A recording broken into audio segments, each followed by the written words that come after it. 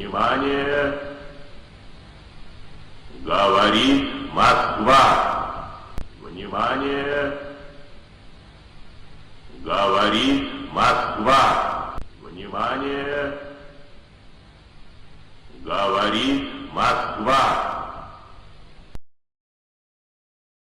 Bienvenidas y bienvenidos a un nuevo episodio de la Radio Roja Parda desde Moscú, capital del mundo multipolar. Una semana más, un montón de noticias más que vamos a analizar, que vamos a hablar de la actualidad. Bueno, de la última semana, la noticia más destacada es que he visitado Volgogrado, la antigua Stalingrado, o la futura Stalingrado, el aeropuerto se llama así, y he podido dejar unas flores en la tumba de Rubén Ruiz Ibarruri, un militar soviético, hijo de la pasionaria, que combatió...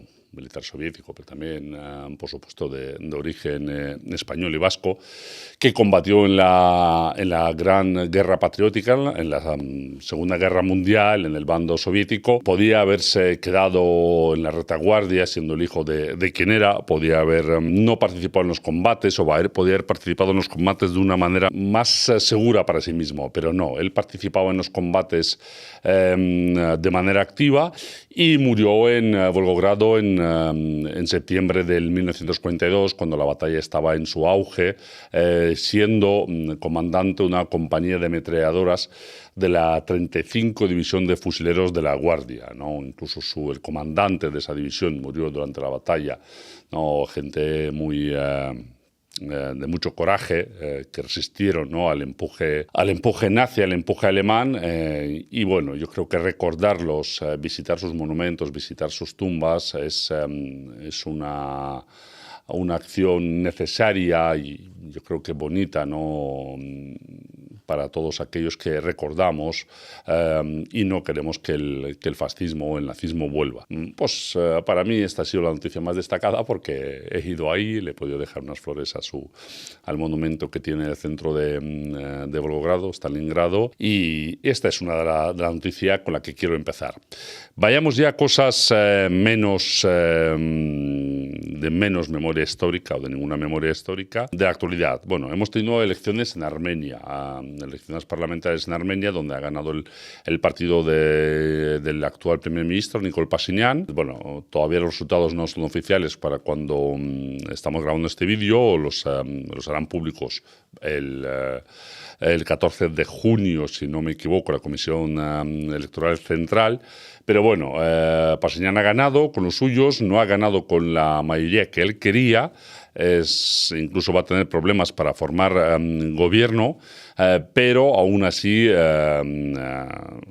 se ha impuesto a todos los partidos de la oposición juntos prácticamente, lo cual le dejará, pues bueno, yo supongo que podrá gobernar, aunque su viraje hacia hacia Occidente, hacia la Unión Europea, pues va a ser algo más difícil de lo que él esperaba. Es más, Pashinyan dijo que si se pronunciaba en su contra más de 300.000 armenios, que él dimitiría, etcétera. Se han pronunciado en su contra al menos 400 y pico mil. Por supuesto que no ha dimitido ni piensa dimitir, porque bueno, este es un populista de cuidado. En Occidente están de fiesta, se han involucrado muchísimo en las elecciones, unas elecciones con un montón de denuncias por diferentes temas de fraude. No han dejado votar a la diáspora, es decir, no han dejado votar a los millones de armenios que viven en el exterior.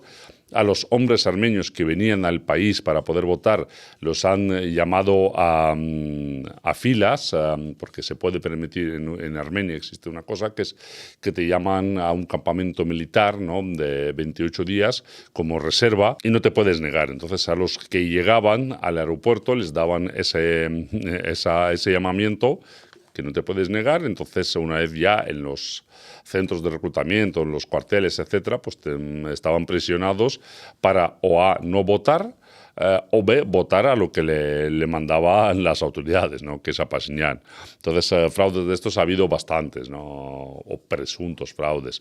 Los propios colegios electorales cerraban a las 8, pero a las 8 y poco en unos cuantos sitios entraron un montón de soldados que venían a votar. todos de manera organizada a Pasiñán. Soldados que a lo mejor durante el día han votado en otros sitios, que también es bastante posible.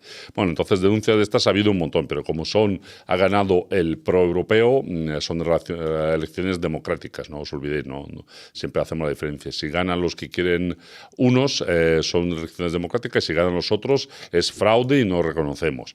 En este caso, pues tiene todo pinta de que ha habido fraude hasta cierto punto, pero por supuesto que se va a pronunciar la Unión Europea encantada de que esto ha sido muy democrático, una nueva fiesta de la democracia. ¿Qué significa para Armenia? Bueno, ahora mismo no cambia gran cosa porque Armenia está en la Unión Aduanera rusa, es decir, o postsoviética, donde está junto con otros países postsoviéticos. Su economía está altamente integrada en este espacio, ¿no? Con Rusia, Bielorrusia, Kazajistán y otros países. Entonces, Armenia en ese sentido, en un principio, no le va a variar nada.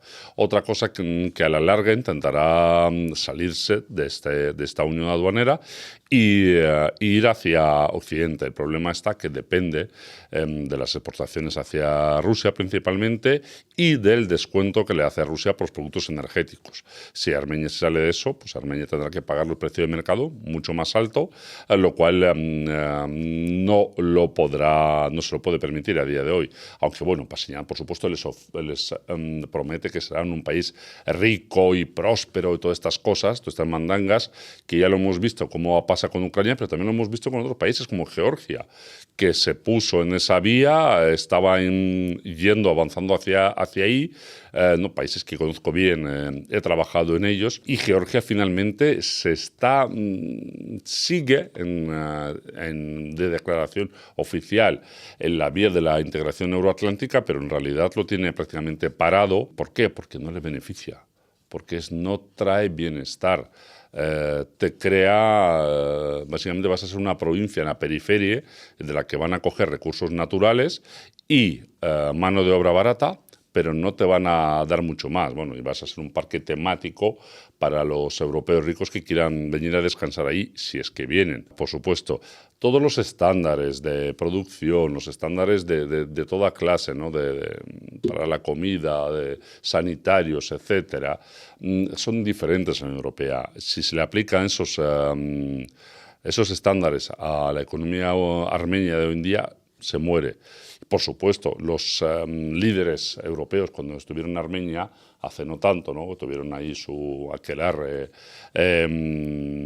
proeuropeísta, ya dijeron, ¿no?, que Armenia, en esas vías de la integración euroatlántica, debería renunciar a su central nuclear, es decir, central nuclear en Europa, en Francia, buena, central nuclear en Armenia, malo, porque les da cierta independencia, les da cierta autonomía energética. Otra cosa es, por supuesto, los vecinos. Armenia tiene de vecinos a Georgia, Azerbaiyán, Irán y Turquía.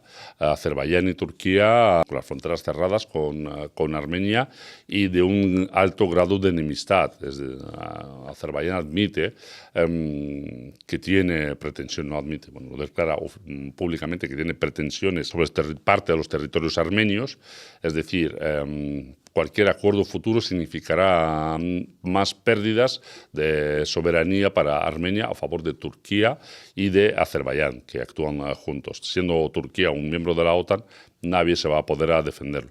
Esto es un plan que realmente muchos ya veían venir, muchos sobre todo en Armenia, sobre todo en Artsaj, en el Alto Karabaj, y ya me dijeron en su momento, durante la guerra del 20, la segunda guerra, que se le llama la segunda gran guerra, ¿no?, del Karabaj, la República de Artsaj. Karabaj es el nombre así más internacional, ¿no?, porque es con el que se llama, pero Artsaj es como se le conoce en Armenia, ¿no?, ese territorio que la verdad le tengo mucha simpatía, el territorio armenio de Artsaj. Luego guardo en el corazón.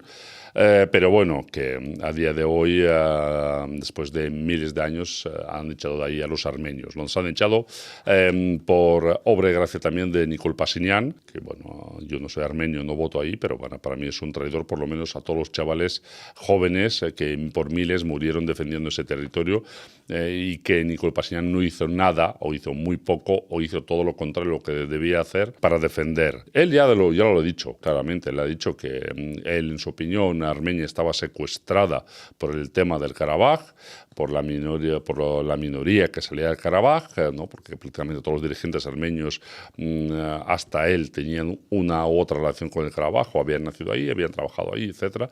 Entonces él opina que entregando ese territorio a Azerbaiyán y obviando toda la historia milenaria de su pueblo, la que tiene problemas con los turcos y azeríes. Bueno, veremos si esto ocurre así, si realmente sale y viven todos en paz, lo cual sería estupendo, que sin más pretensiones sobre el territorio, aunque vuelvo a decir, me parece una tragedia que los armenios del Karabaj ya no viven ahí. Cosa que también es verdad que Armenia tuvo durante muchos años posibilidades de negociar con Azerbaiyán la entrega de algunos territorios que no eran puramente armenios, que donde armenios nunca habían vivido, y no lo hicieron, tuvieron una posición maximalista, y esa posición maximalista, junto con Pashinyan sobre todo, les ha llevado lo que les ha llevado, ¿no? Que es la pérdida de todo el territorio. Si se producen más acciones militares, a día de hoy Azerbaiyán tiene una superioridad abrumadora sobre Armenia, y la única seguridad que le podría dar es Rusia a día de hoy ahí, pero Pashinyan juega y engaña a su nación y a la comunidad internacional, parte de la comunidad internacional, con declaraciones como que Rusia no les protege.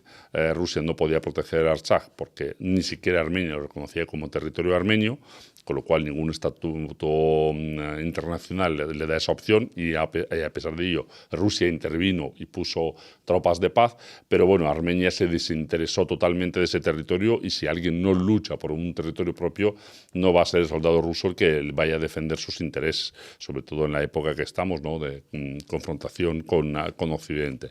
Entonces, bueno, Pashinyan ha llegado, vamos a ver cómo sigue su camino. De momento ya dice que tiene planes de que su partido se integre en las estructuras del PP europeo, lo cual habla bastante, ¿no? De quién es Pashinyan, de cómo funciona, etcétera. Pero lo de estar sentado en dos sillas se le ha advertido y se le ha declarado que no puede ser. Estás en un sitio o en otro. Te lo dicen tanto los europeos, te lo dicen cualquier otra organización semejante, ¿no? De índole económica. Entonces, si Pashinyan se quiere integrar en la Unión Europea, es libre de hacerlo, aunque creo que y también lo ha admitido él, lo dicen todos, que sería bueno un referéndum.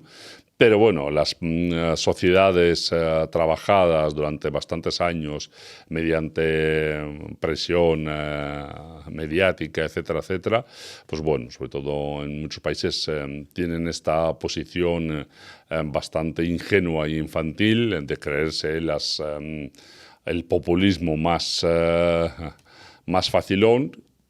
Y si los armenios quieren pasar por ese camino, son libres de hacerlo. Ellos verán luego que, bueno, la memoria histórica que tienen, ¿no? del genocidio que les perpetraron los turcos en 1915 y cómo les han tratado los azeríes luego, veremos en qué realmente posición les deja esto.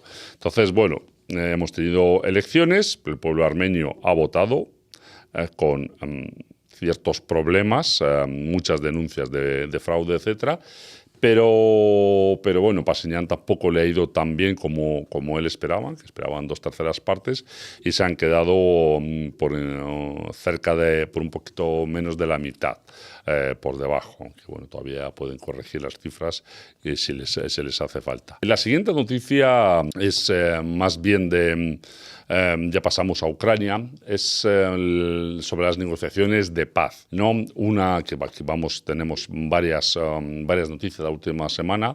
Una que me llamó la atención es que Roman Abramovich, ¿no? El oligarca ruso, que también tiene pasaporte israelí, entre otros, que fue el presidente del club de fútbol Chelsea, presidente y propietario, ha estado en Kiev, cosa que han declarado tanto la parte ucraniana como la parte rusa, en una misión de llevar un mensaje que quería transmitirle Zelensky a Putin y también para ver la posición ucraniana en las elecciones, en las posibles elecciones, en las posibles negociaciones de paz entre Rusia y Ucrania. No se sabe muy bien, ¿no?, cuál ha sido el mensaje, porque no lo dicen, solo dicen que ha estado. Putin dijo un hombre de negocios, Zelensky dijo que era Abramovich. Entonces, se sabe esto, prácticamente seguro que fue él.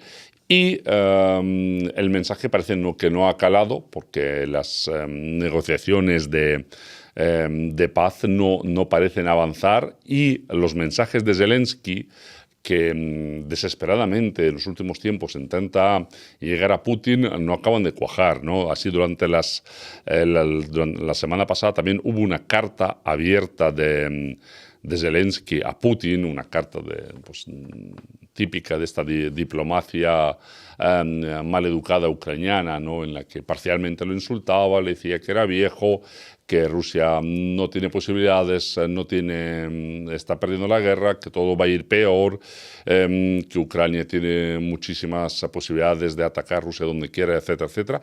Y luego decía, ¿no?, que es un poco contradictorio, que hay que congelar la guerra en la línea actual del frente. Si estás ganando, no sé por qué vas a congelar la línea de frente. Podrías siempre recuperar un poco más, ¿no? Puedes decir, a mí me da igual, si estamos ganando, vamos avanzando en la línea de frente y vosotros veréis, porque cada vez vais a tener menos territorio.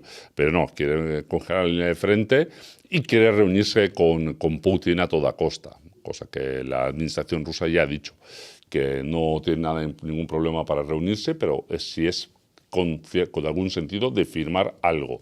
Si es solo un juego mediático, ¿no?, una provocación de estas, ¿no?, de que vayan a salir los ucranianos diciendo lo suyo, para nada, pues Rusia no va a participar en ese circo. No es su circo, no son sus monos, no tiene por qué hacerlo. Y si Zelensky quiere venir a hablar con Putin, es libre de venir a Moscú. Rusia le garantiza la seguridad, puede venir aquí cuando quiera a hablar de los temas que hay en común entre los dos países. Realmente las negociaciones a día de hoy están prácticamente muertas, menos en algún punto humanitario, por así decirlo, que ya hablaré luego, pero todo el espíritu de Anchorage, que se le llama, de Alaska, está prácticamente muerto, ¿no?, porque Estados Unidos en ese momento prometió a Rusia ciertos puntos, ¿no?, que Zelensky, que Ucrania dejaría el Donbass y que a partir de ahí se podría hablar de congelar en la línea del frente, acuerdos económicos, etcétera, etcétera, y nada de eso se ha cumplido, porque Estados Unidos al final, Trump está ganándose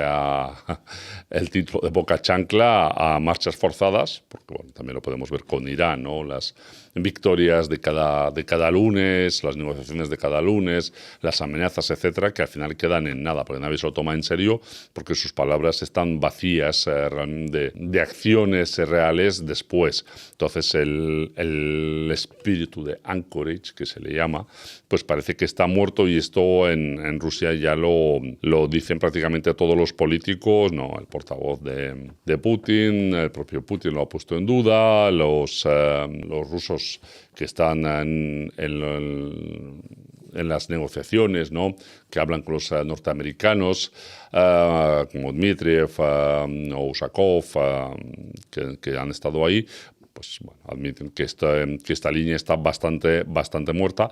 Por otro lado, la Unión Europea propone sus paces, ¿no?, sus propuestas para el modelo de paz, que extrañamente coincide con el de Zelensky, ¿no?, que es congelar la línea del frente actual, pero ya.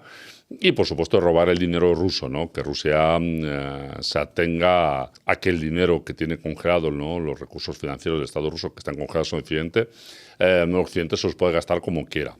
Bueno, los puede tarde o temprano, yo creo que los robarán, pero esto es una muestra de debilidad más que una muestra de fortaleza por parte de Occidente. Pero bueno, se reunieron Macron, Starmer, Merz y Zelensky en Londres para volver a poner, ¿no?, sus agendas en sincronizarlas, los tres tipos con un apoyo realmente bajo en sus países, y Zelensky que no ni siquiera celebra elecciones, y básicamente han dicho que, bueno, que van a aumentar esfuerzos en crear más armamento de largo alcance para atacar Rusia en el interior.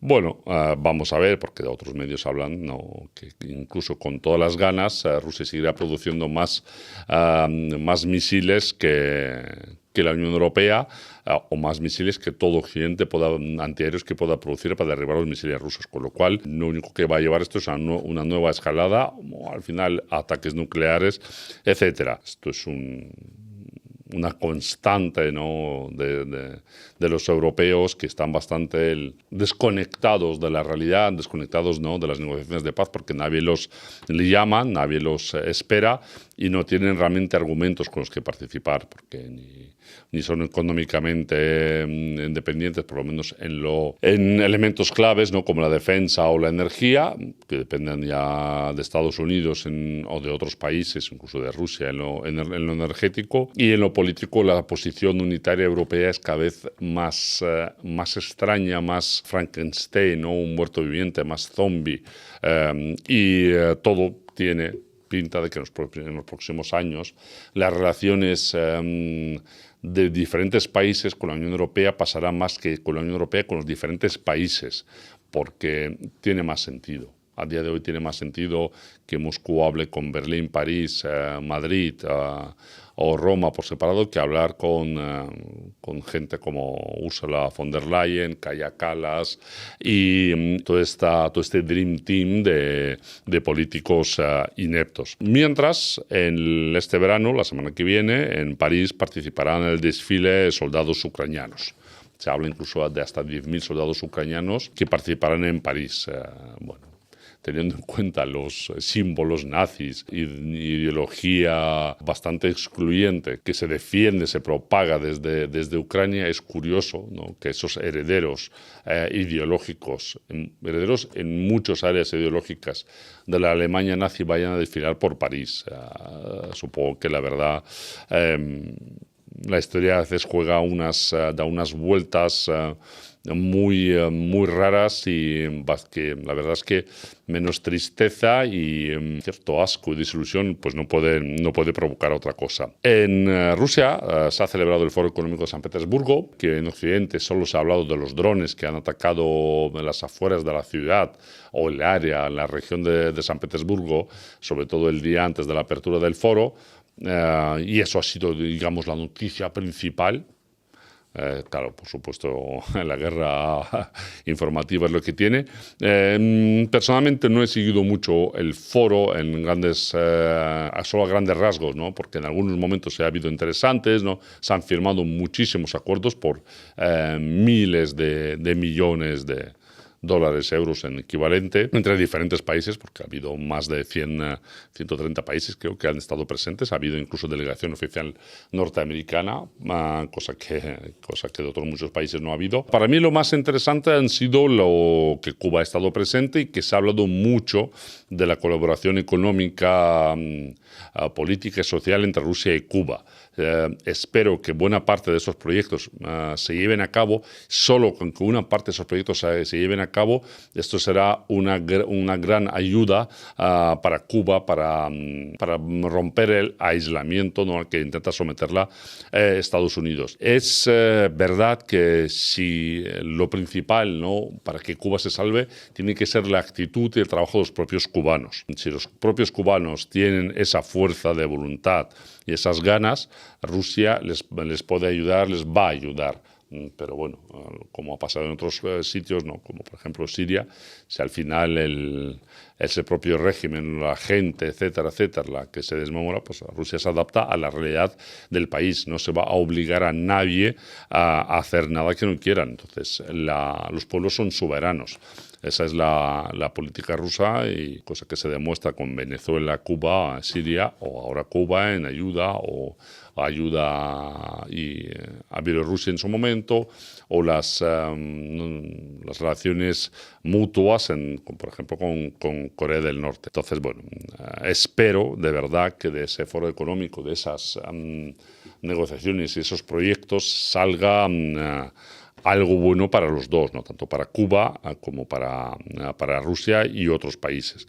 Pero ya os digo que ha habido muchos más acuerdos, muchos más tratos, pero al final, bueno, yo no soy tan fan o tan que siga todos estos foros con tantas cosas, con tantas presentaciones, porque al final es una demostración y no siempre todo lo que se demuestra es real, ni siempre todo lo que se firma se llega a la realidad. Pero bueno, es una muestra más de que no hay aislamiento, que Rusia participa, que la comunidad, el trabajo con la comunidad internacional, y bueno, sigue desarrollando, ¿no?, sus relaciones con países de Asia, África, América Latina, etcétera, incluso pues, también con países occidentales, ¿no? Pues ya digo que estuvo la representación de una delegación oficial de Estados Unidos, aunque bueno, creo que iban más a lo cultural que a lo político, pero lo cultural económico. Dejamos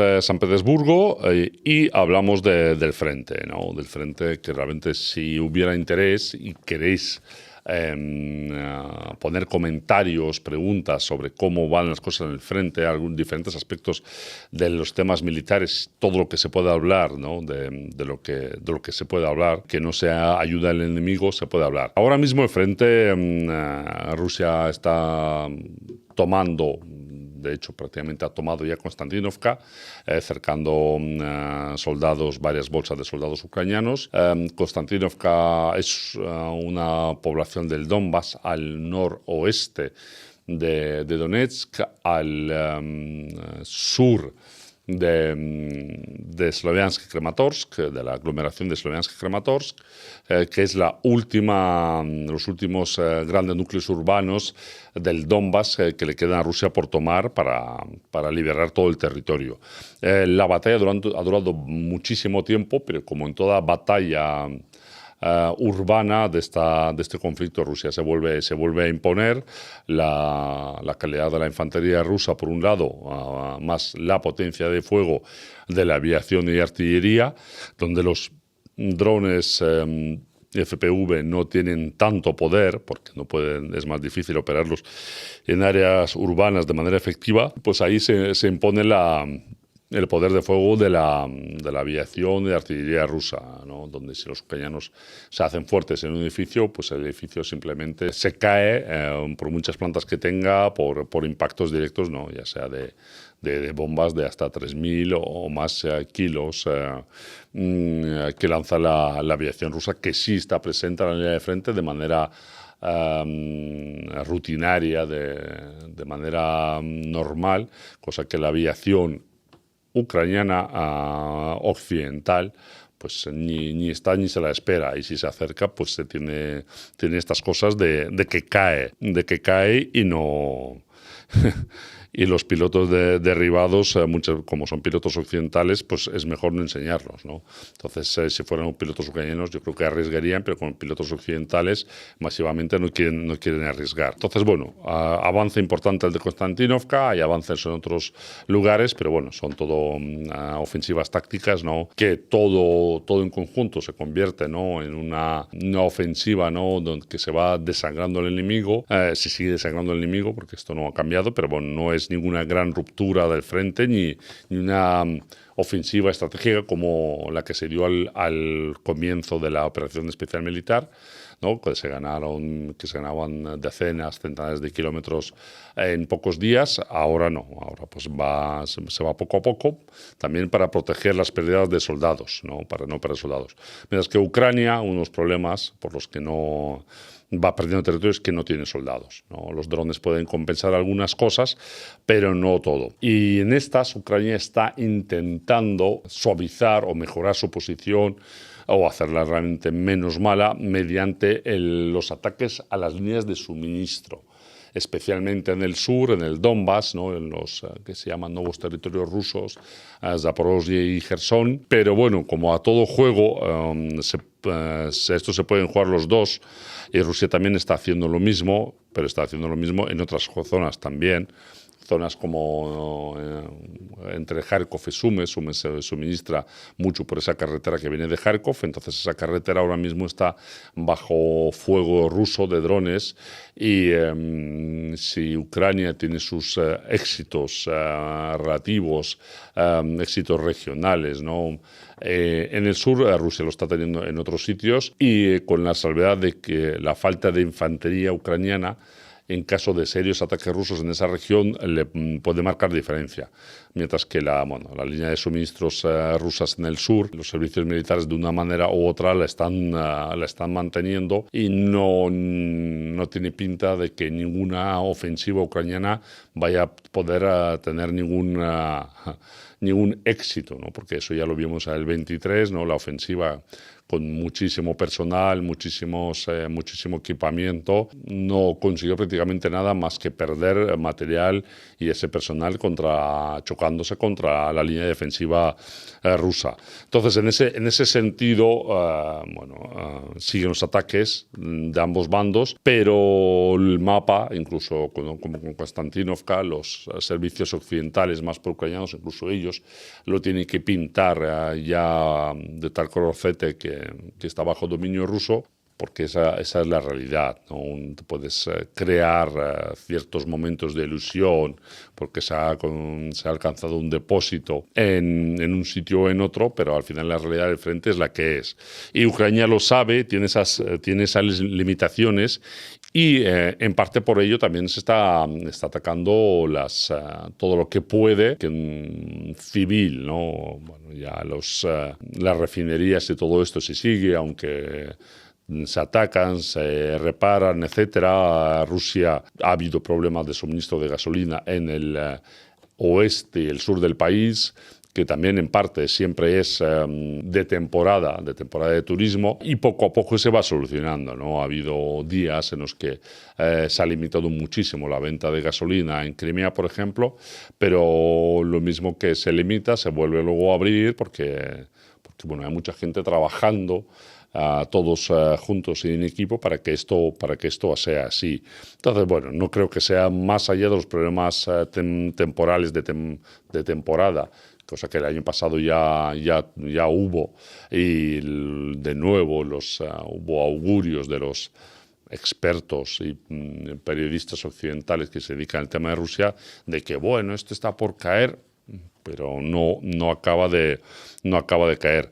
Igualmente, Ucrania también está intentando golpear aeropuertos, cerrar aeropuertos, ¿no? Ha habido retrasos masivos, por ejemplo, en el aeropuerto de Sochi, ¿no? Con miles de personas ahí acumuladas. ¿Algún sentido militar con eso? No, es un sentido de llevar a operaciones de influencia, ¿no? o golpes, actividades de guerra informativo-psicológica contra la población rusa, a ver si la población rusa sale a protestar, etcétera. Bueno, ya se ha visto que eso no funciona así. La población rusa es bastante estoica, estas cosas no le gusta, pero las sufre hacia adelante porque entiende que es parte de algo mayor, y también muestra que Occidente, cuando dice que las autoridades rusas es una dictadura, que son autoritarios, etcétera, que no es así. Si estás intentando golpear a la población para intentar influir en los gobernantes, es porque la población tiene dominio sobre los gobernantes, ¿no? Lo que le pasa a la población importa hacia un lado, bueno, importa hacia los dos lados, pero los gobernantes no son ajenos a ellos. Y esto es pues una muestra más porque por ello se hace. Al no poder hacer nada en el frente o gran cosa, lo que se está haciendo es intentar joder la temporada de verano, que a los rusos las vacaciones les importan. Veremos, yo creo que todavía este verano es muy largo y acaba de empezar en Rusia, por lo menos, y queda mucho todavía, muchos ataques, muchos problemas, que supongo que será un verano difícil, aunque, bueno, como casi todos han sido, pero vamos a ver si los occidentales, ¿no? Si la OTAN prepara alguna sorpresa más y, por supuesto, como a todos los juegos se juegan las dos partes, cuáles serán las respuestas rusas a todos estos ataques. Ataques que, por cierto, no han impedido que Rusia haya batido récord de los últimos, creo que 4 años, de exportación de petróleo. Ha ayudado, por supuesto, el conflicto entre la coalición Epstein, Estados Unidos, Israel e Irán, para que Rusia supere los récords, ¿no? Mejore sus marcas en la exportación de petróleo y gas, sobre todo de petróleo. Y bueno, son también muestra que en el mercado internacional hay la cantidad de petróleo que hay y que no puedes inventar nada nuevo y no se puede aislar a uno de los países que más vende. Aunque ya os digo que el mayor beneficiario seguramente sea Estados Unidos, que tiene a Europa cada vez más cogida por en diferentes puntos, ¿no? Que es puntos económicos, como la dependencia energética y en muchos puntos tecnológica, y la dependencia militar, ¿no? Tanto de protección militar, tanto de poderío militar, que es mayor estadounidense, como de energético, ¿no? Cosa que la Unión Europea no tiene energía propia. Las relaciones, por cierto, de Estados Unidos con Rusia y de Occidente con Rusia, donde muchas veces, ¿no? Se vende como que uno es una parte democrática, la otra es una parte autoritaria, etcétera, etcétera. Bueno, pues cuando se hablaba tanto, ¿no? de que no se debía bloquear diferentes programas de mensajería, etcétera, etcétera, pues bueno, pues ha habido ahora informaciones que los teléfonos Apple de algunos funcionarios rusos estaban hackeados por los servicios occidentales, y ahora que los rusos estaban pasando de manera importante al nuevo programa de mensajería Max, en Estados Unidos Apple lo ha bloqueado, lo ha quitado la App Store, donde está la libertad de palabra y todas estas libertades. ¿Por qué lo quitan? Porque es un programa propio que funciona y que les hace más difícil a los occidentales influir en la sociedad rusa, controlar a los rusos, etc. Entonces, bueno, la soberanía informática es importante. Yo creo que Max también volverá a los iPhone, pero sigue funcionando estupendamente en los Android sin ningún problema. Pero bueno, yo creo que al final, si hay interés, yo creo que tarde o temprano habrá una tienda de aplicaciones propia para iPhone rusa, que instalará las aplicaciones que haga falta, etcétera. Y si no, pues se puede pasar estupendamente a Android, que la diferencia a día de hoy no es tan grande para hacia un lado o hacia el otro. Os he dicho que las negociaciones entre Rusia y Ucrania están prácticamente paradas, rotas, menos en algunos aspectos, y este aspecto es el tema humanitario. Ha habido un intercambio de prisioneros de 185 por 185, ¿no? 185 prisioneros rusos han vuelto a Rusia, 185 prisioneros ucranianos han vuelto a Ucrania, se han podido reunir con sus familias, porque ya os vuelvo a decir, el prisionero lo sufre, pero su familia muchas veces lo sufre tanto o más, y entonces es una gran noticia para todas estas familias, ¿no? Estas 370, ¿no? Por lo menos 370 familias, que los suyos hayan vuelto y estén estén con ellos. También ha habido reunificaciones familiares, ¿no? De familiares rusos que han vuelto, familiares de ciudadanos rusos o rusos que estaban en Ucrania, han vuelto a Rusia, y lo mismo que han vuelto a Ucrania. Los representantes, ¿no? de los defensores de derechos humanos de ambos países también han acordado intercambiar documentos sobre fallecidos, también sobre temas administrativos, ¿no? Para que la gente pueda cobrar sus pensiones, etcétera, etcétera, cosa que ahora estaba un poco más difícil. También han acordado intercambiar cartas y paquetes para los prisioneros, ¿no? Después de tanto tiempo, cosa que Rusia estaba bastante dispuesta desde el principio, pero Ucrania no. Entonces ahora todo esto se podrá hacer, con lo cual, ¿no? Aliviarle un poco al prisionero y a la familia su estancia. Por lo menos queda esto, ¿no? El tema humanitario, que se ha avanzado, y no está nada mal que esto sea así. La verdad es que es una alegría, digo, por los soldados, por sus familiares, y después por los civiles, que a partir de ahora van a tener un poco más fácil, porque ambas partes están dispuestas a ayudarse en este sentido, ¿no? Al menos un poco de sentido común en estos temas es bienvenido. De temas de relaciones internacionales, ¿no? Ya podemos pasar un poquito a la Unión Europea, Ucrania, etcétera. Siguen los problemas entre Varsovia y Kiev, ¿no? Ya hablé la otra vez, ¿no? Que Zelensky le ha puesto el nombre de una unidad de los partisanos filonazis ucranianos de la Segunda Guerra Mundial, le ha puesto el nombre de estos partisanos a una unidad del ejército, lo cual ha provocado una gran reacción en Ucrania. Se ha dicho de quitarle a Zelensky, ¿no? La condecoración, lo que es la Cruz Blanca o la Cruz del Águila Blanca, o algo así que lo llaman los polacos, la mayor condecoración nacional que se habían concedido a Zelensky, y habrían hablado de quitársela ahora si no daba marcha atrás, etcétera. Siguen con estos tiras y aflojas, pero bueno, en Polonia también mucha gente lo utiliza de arma arrojadiza el tema de la memoria histórica, y a día de hoy les interesa seguir financiando, armando a Ucrania, con lo cual no creo que vayan a romper relaciones, pero bueno, está claro que a la que se acabe el conflicto o el conflicto se congele, las relaciones polaco-ucranianas van a ir hacia no precisamente hacia la hermandad, sino que van a tener serios problemas que ya están teniendo ahora, solo con algunos gestos. No, el primer ministro Donald Tusk de Polonia está llamando incluso a que se reúnan el presidente de Polonia, Nawrocki, y Zelensky, que se reúnan todos juntos para hablar, pero estas reuniones no tiene mucho sentido, porque a Zelensky al final hará lo que quiera, lo que le exija su público nacionalista, ¿no? Y si el público nacionalista quiere que le ponga el nombre de la OPA, de los demás estos grupos ucranianos nacionalistas, ¿no? Guerrilleros, bandidos ucranianos, pues se lo va a poner y seguirán utilizando la simbólica neonazi, nazi directamente, ¿no? Como las svásticas y tal, de manera regular. En cuanto a otro tema que me ha llamado la atención, yo realmente aquí no hablo mucho de deporte, aunque si en los comentarios os interesa, podemos hablar de deporte también, o de vez en cuando, o de temas curiosos del deporte, de lo que pasa en Rusia o las relaciones entre Rusia y otros países.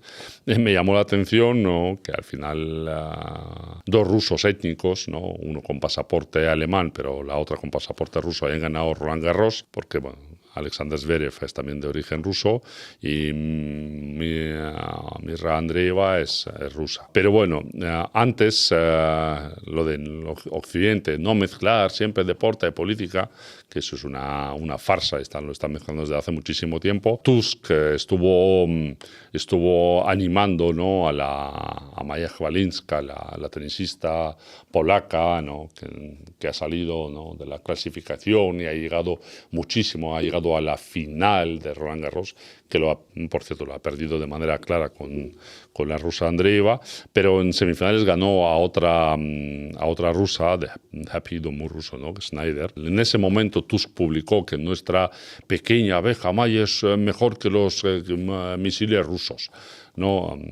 No sé quién estaba llamando Messi ruso, si a la otra joven que estaba jugando a tenis con la polaca, o si es un poco retrasado el pobre Tusk, cosa que yo en algunos momentos se lo veo, pero en otros muchos la verdad es que es un hombre, seamos sinceros, ya fuera de ironía y tal, es un hombre inteligente con muchísimas cosas, ¿no? Que ha sabido estar en la política polaca y europea durante tantos años, que ha tenido tantos, se puede decir, éxitos.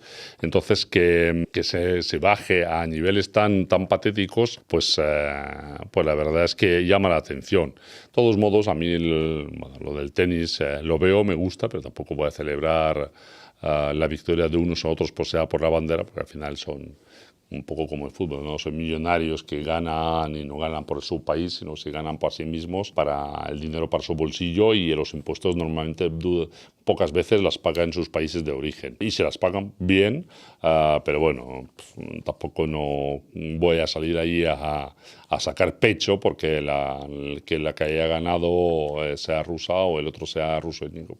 Pues han ganado, felicidades, pero y que, hostias, me importa esto, al final ni me va ni me viene. Que si la persona es maja y no es estúpido, pues me parece que bienvenido sea que gane el que sea, o el mejor, ¿no? O la mejor, pero más ahí por la bandera, pues es ser bastante corto de mira, ¿no? Otra cosa es en los Juegos Olímpicos, ¿no? Ese orgullo nacional, o ¿no? Las selecciones, a veces nuestros equipos, ¿no? Para deportes, ¿no? de equipo, tal, pues bueno, lo puedo entender. Al final, lo del tenis, que lo midamos por la bandera, pues es bastante curiosete. Seguimos un poco en la Unión Europea y, bueno, ha habido un nuevo derribo. Este tema hoy no lo he tratado como para apertura, ni lo he tenido que hablar demasiado, pero bueno, ha habido un nuevo derribo hoy, nuevos vuelos de drones sobre los países bálticos. Esta vez ha sido un dron derribado sobre Letonia, derribado por un caza francés, creo que es un Rafale, que ha derribado un dron ucraniano que sobrevolaba Letonia. Al final, parece que poco a poco la OTAN está intentando quitarse este problema, ¿no? de que algunos países estén dando su espacio aéreo para los ataques ucranianos. Y ya si los propios letones, estonios no quieren hacerlo, pues se lo hacen la OTAN, que para eso Estonia no tiene ni Letonia fuerza aérea. Entonces se hace lo que se tenga que hacer, y es impedirlo. Pero bueno, yo creo que seguirán intentando dejarles ese espacio aéreo, pero veremos cómo evoluciona la situación. Otra noticia es que ha aparecido un dron y ha explotado un dron ucraniano en un puerto rumano. También otra noticia es que los griegos se le han vuelto a llamar la atención a los ucranianos por utilizar sus aguas para sus drones marítimos que buscan atacar buques cargueros que llevan ya sea petróleo, gas o incluso trigo, otros alimentos, desde Rusia hacia otros países. Lo cual, más que nada, puede provocar unas grandes catástrofes ecológicas, llamar la atención, porque, digamos, tema militar o que tenga estos sentido militar, estos ataques, pues no, la verdad es que no tienen ninguno.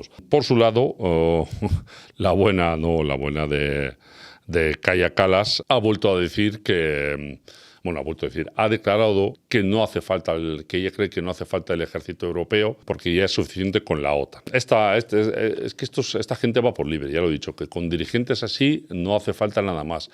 Y esto es uno de los motivos por los que las relaciones bilaterales con los países europeos tienen mucho más sentido potencialmente que las relaciones con la propia Unión Europea, porque hablar con gente como Kaja Kallas, ¿no?